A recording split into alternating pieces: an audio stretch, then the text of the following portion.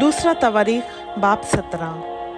और उसका बेटा यहोशफत उसकी जगह बादशाह हुआ, और उसने इसराइल के मुकाबिल अपने आप को कवी किया, और उसने यहूदा के सब फसीलदार शहरों में फौजें रखीं, और यहूदा के मुल्क में और इफ्राइम के उन शहरों में जिनको उसके बाप आसा ने ले लिया था चौकियां बिठाईं।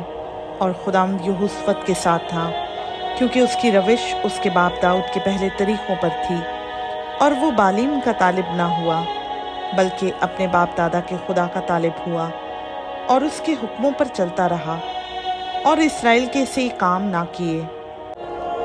इसलिए खुदावंद ने उसके हाथ में सल्तनत को मुस्तहकम किया, और सारा यहूदा यहोशफत के पास हदिये लाया, और उसकी दौलत और इज्जत बहुत फरावान हुई, और उसका दिल खुदावंद की राहों में बहुत मसरूर था, और उसने ऊंचे मकामों और यसीरतों को यहूदा में से दूर कर दिया। और अपनी सल्तनत के 3 बरस उसने बिन खैल और अब्दिया और जकरिया और नतनयाइल और मिकाया को, जो उसके उमरा थे, यहूदा के शहरों में तालीम देने को भेजा।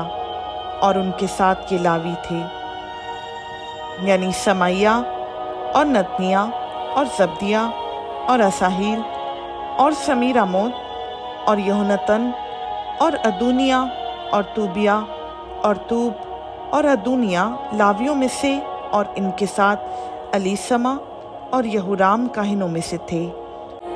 सो उन्होंने खुदावंद की शरीयत की किताब साथ रखकर यहूदा को तालीम दी, और खुदावंद का खौफ यहूदा के गिर्द गिर्द के ममालिक की सब सल्तनतों पर छा गया, यहाँ तक कि उन्होंने यहोशफत से कभी जंग ना की।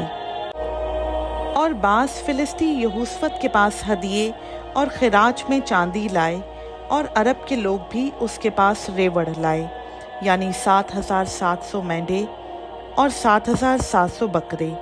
और यहोशफत बहुत ही बढ़ा, और उसने यहूदा में किले और ज़खीरा के शहर बनाए, और यहूदा के शहरों में उसके बहुत से कारोबार, और यरूशलेम में उसके जंगी मर्द यानी ज़बरदस्त सूरमा थे। और उनका शुमार अपने अपने आबाई ख़ानदान के मुआफिक ये था। यहूदा में से हज़ारों के सरदार ये थे: सरदार अदना और उसके साथ 3 लाख ज़बरदस्त सूरमा, और उससे दूसरे दर्जा पर सरदार यहू हनान और उसके साथ 2,80,000, और उससे नीचे अमसिया बिन ज़िक्री था, जिसने अपने को बखुशी खुदावंद के लिए पेश किया था, और उसके साथ 2 लाख ज़बरदस्त सूरमा थे। और बनियामीन में से अलीयदा एक ज़बरदस्त सूरमा था, और उसके साथ कमान और सिपर से मुसल्ला 2 लाख थे।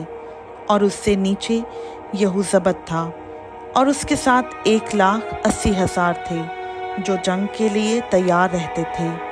ये बादशाह के खिदमतगुजार थे, और उनसे अलग थे, जिनको बादशाह ने तमाम यहूदा के फसीलदार शहरों में रखा था। खुदा उनका पाक कलाम का पढ़ा, सुना, समझा और कबूल किया जाना हम सबों के लिए बाइस बरकत हो। आमीन।